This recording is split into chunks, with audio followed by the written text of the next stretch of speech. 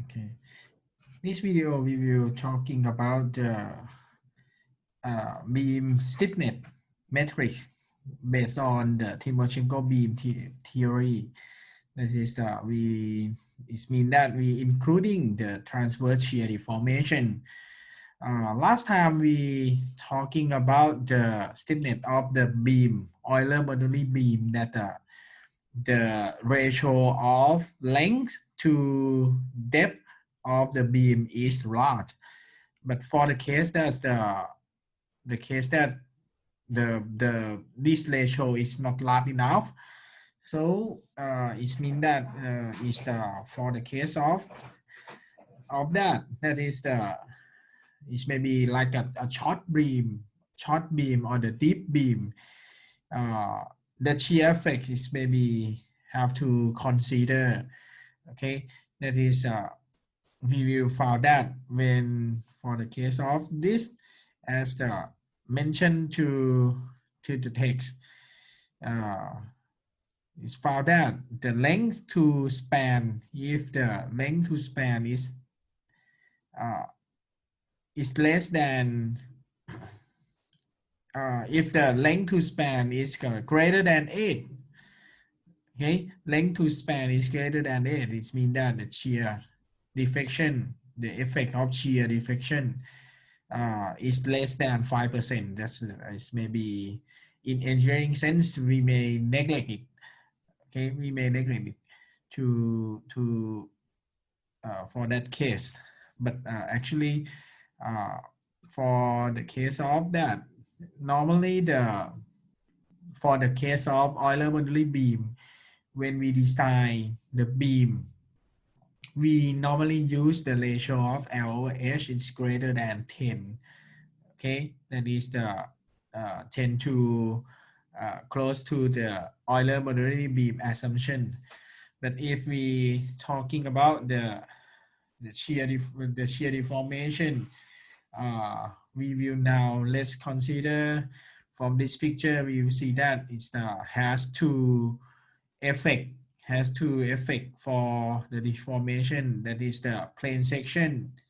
The plane of the beam is maybe not perpendicular to the axial to the axis of the beam anymore. It's not like the Euler-Bernoulli beam. Okay, so according to this, we may consider that, okay, for this case, we not have only the deformation by bending, but we also have the deformation by shear. That is maybe if we consider the angle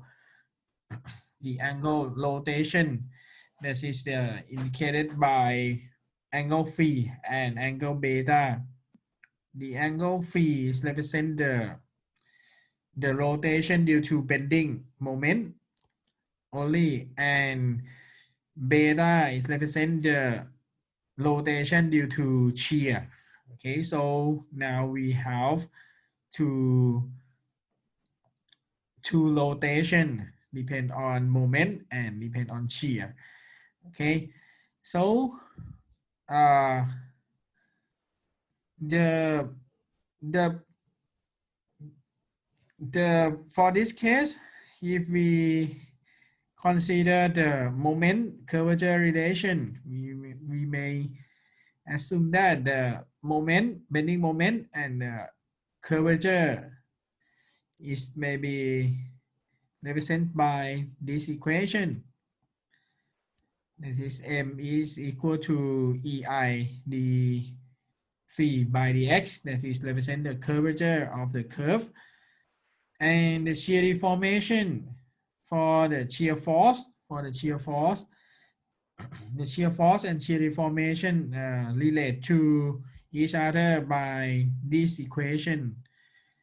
Okay, you see that it has the term of Ks, and Ks is a property of the section also. That is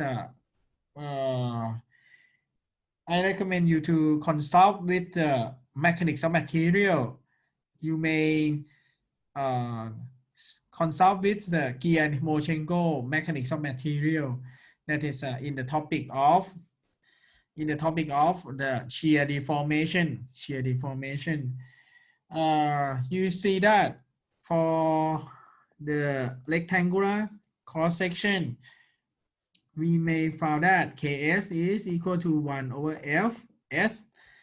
That is for the rectangular cross section. Fs is equal to 144 divided by Bs power 5. Okay, and we have to integrate from minus S2 over 2 to S over 2. That is 1 over 4 S square over 4 minus Y square. That is always power 2. Okay, B dy. Okay, after we integrate this equation, we obtain that it's equal to 6 over 5. Okay, what does it mean? It means that Ks is equal to 5 over 6 for rectangular cross section. Okay, this is for rectangular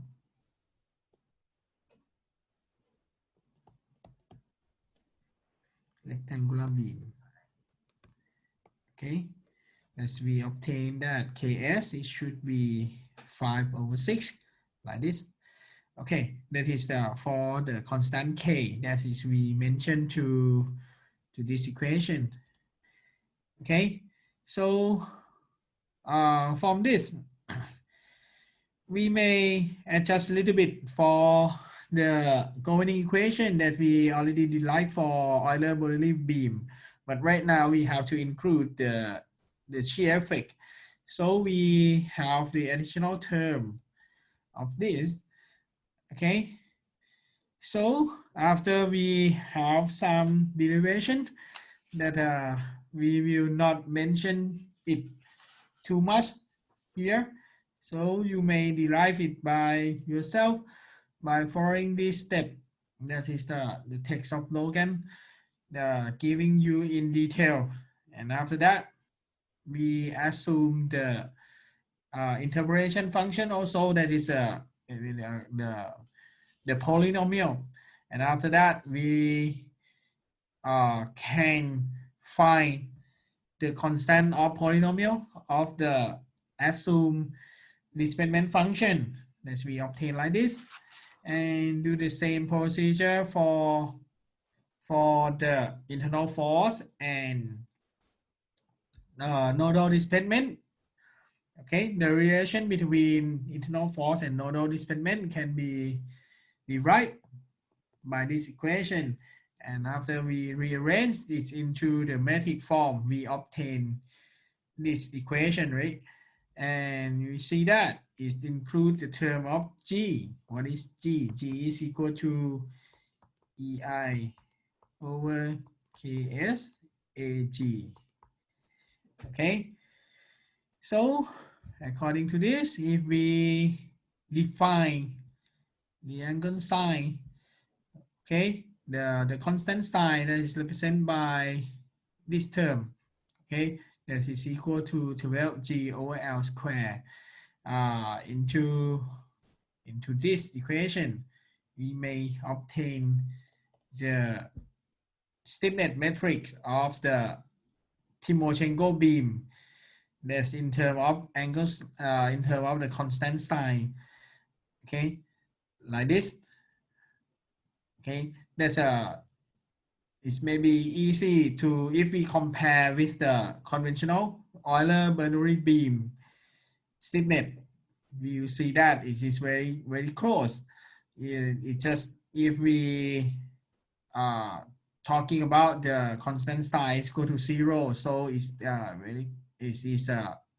go back to the stiffness of Euler-Bernoulli beam.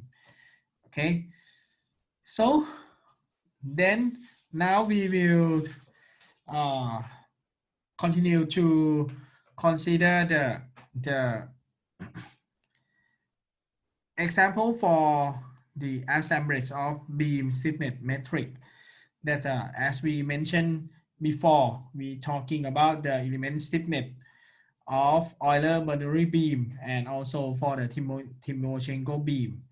Okay, let's consider this example. This is the in profit. This is the beam that it has the fixed end on the left hand side and the hinge on the right hand side, and is subject to point load and concentrate moment. Okay, like this picture. Okay, we have to mention that. Don't forget the sign convention. Okay, so when we set the local coordinate, when we set the global coordinate, if we consider this is the global coordinate x, y. Okay, but in local for this case, that is the for it is a beam. Okay, in local, it has the x and y also in local, but it is stick to the element that we define. Okay, but for this case, so the degree of freedom has to follow the positive sign convention that we assume. Okay, so we have the first degree of freedom, that is d1y and d2y, and also for phi 1 and phi 2 like this. So don't forget the sign convention, that is we have to use, that is the node convention, right?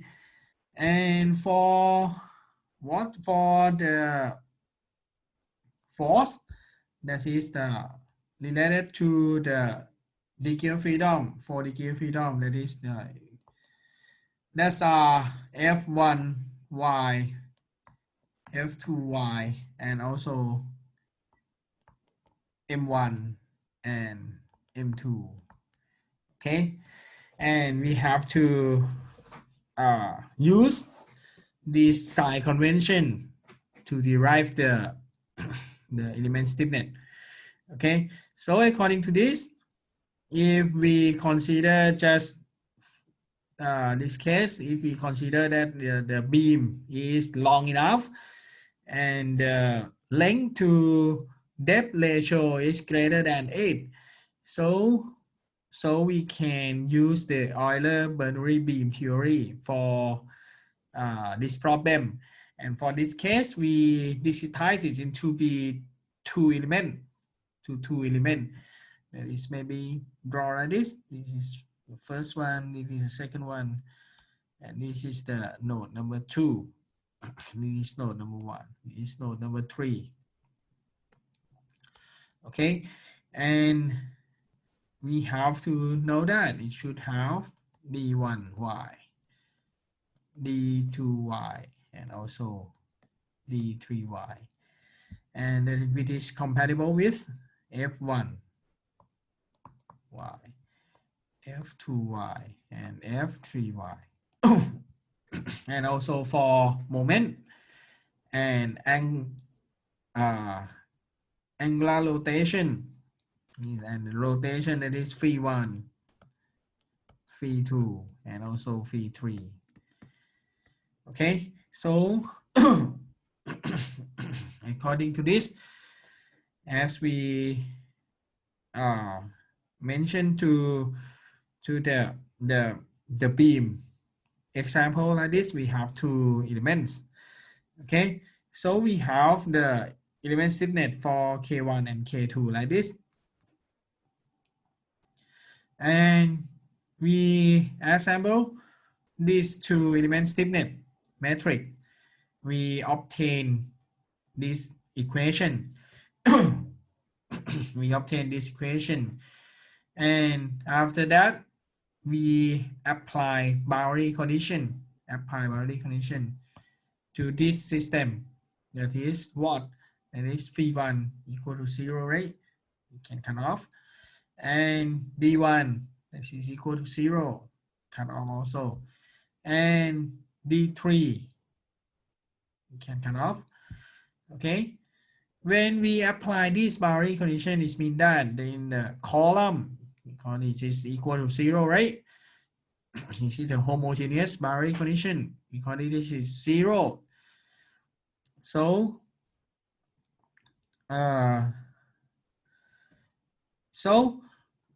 we can cancel out the first and second column, and also for the fourth column also. So according to this, we will obtain just only 3 by 3 element stiffness. Just only 3 by 3 element stiffness metric.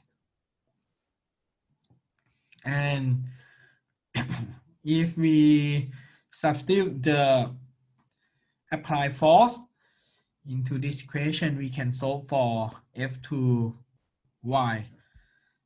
We can solve for the degree of freedom first, and after post-processing, we obtain the force. And right now, we can use this force to check the equilibrium.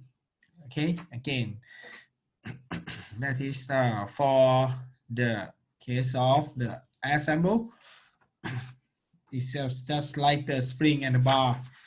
Okay, so next clip we will talking about the example of the beam element, the additional example.